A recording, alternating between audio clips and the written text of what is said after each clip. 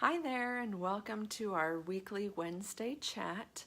I'm Lisa from the Merry Mama, if you don't know me already, and today we're going to be talking about cooking with kids. And I have a 2-year-old and a 4.5-year-old, just to give you a frame of reference. I have started cooking with both of them, which gets interesting sometimes, but I'm trying to start them young. So I'm cooking with very little kids. But today I want to give you some of my top tips, some things that I've learned about cooking with kids. And I didn't have a lot of experience. I didn't spend a lot of time in the kitchen with my mom growing up. In fact, I spent very little time in the kitchen cooking with my mom, but this was something that was really important to leave on because he grew up in the, hey Sarah, he grew up in the kitchen with his mom, and it was something that was really important to him, and now it's become really important to me too. So this week on the blog I have a list of 15 Christmas cookies and treats, and they're really simple because, like I said, I've got little kids and I'm either cooking with them or I'm cooking with them at my feet. So I don't have a lot of time or patience for something super complicated. I mean, have you been on Pinterest lately? Some of those things are ridiculous. Like, no, I am not even going to attempt that. So my list is very simple. They're ingredients that you're probably going to have on hand. You might have to pick up a thing or two.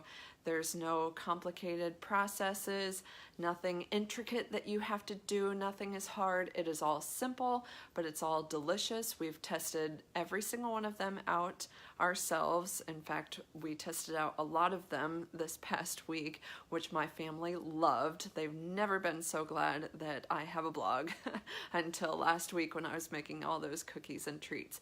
So that's on the blog this week. So for this week's video, I thought I would give you my top 3 tips for how I cook with my kids and keep my cool and don't lose my mind.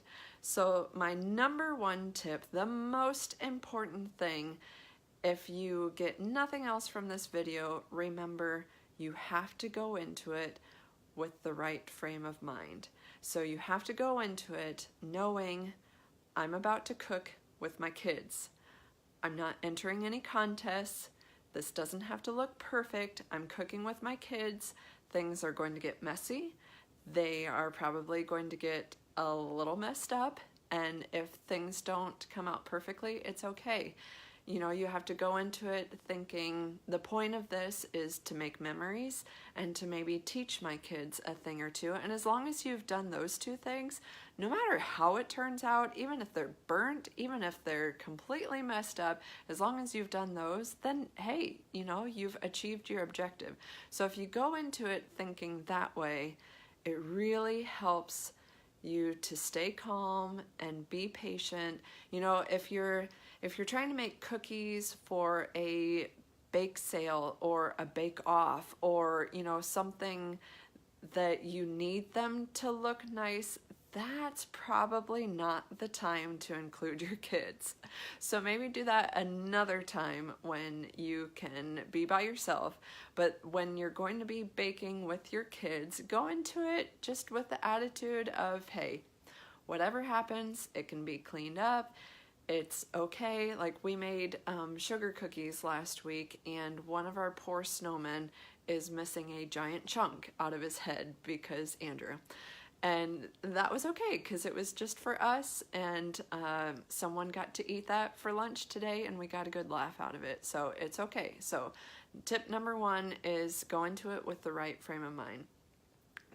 My second tip is a little more practical, and this is something I like to do. Now, I'll say it with the caveat that I had a lot easier time doing this with Aiden. I'm trying to do it with Andrew, and Andrew is just a very different personality. He's kind of a bull in a china shop. But when they're very eager to do something, but I know they're just not quite ready to do it themselves, I will actually be the one to do it and have them put their hand on top of mine. So like Aiden really wanted to help me crack eggs, but now he can actually do it himself. But before he could, I would actually be the one to crack it, and he'd put his hand on top of mine, and then I would let him help me crack it open. So we were doing it together. When I had to dump something in there, I'd have him put his hand on top of mine. When we stirred it together. So I was actually the one in control, but he felt like he was helping, and that really satisfied him. Now, like I said, Andrew is a little bit of a different story. He doesn't really like to help me do it. He wants to be the one to do it. So it worked a little better with Aiden. So that tip, depending on the personality of your child, it may work better for certain kinds of kids than others. But that's tip number 2. Then tip number 3 is the best tip. I heard this somewhere or read it. I don't know where I got it, but it is the best tip I have ever gotten for cooking with kids, and that is to pre-measure your ingredients. So say you need 1.5 cups of flour, but you know, if your kids aren't ready to actually measure it out themselves and they're gonna dump in, you know, like a whole bucket of flour or whatever, I will actually measure out the correct amount into a bowl, and then I give the kids a spoon, and they can spoon it out of that bowl with the correct amount and put it in our big bowl or like the bread machine or whatever it is. So that way I know we're getting the correct amount, but they're actually the ones doing it. And Aiden just loved doing that. I haven't done it as much with Andrew, but Aiden loved it. So I pre-measured the flour, I pre-measured the baking soda,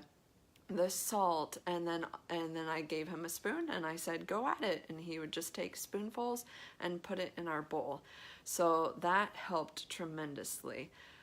So those are my top 3 tips for baking with kids, and I have a whole post about why I think it's important to bake Christmas cookies with your kids. It just talks about my memories growing up and making Christmas cookies with my mom, and what an important memory that was to me.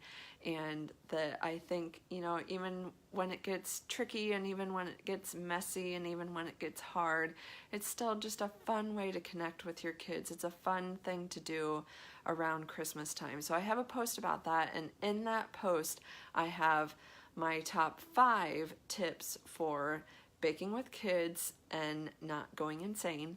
So it's these 3 tips that I've given you here today, plus another couple.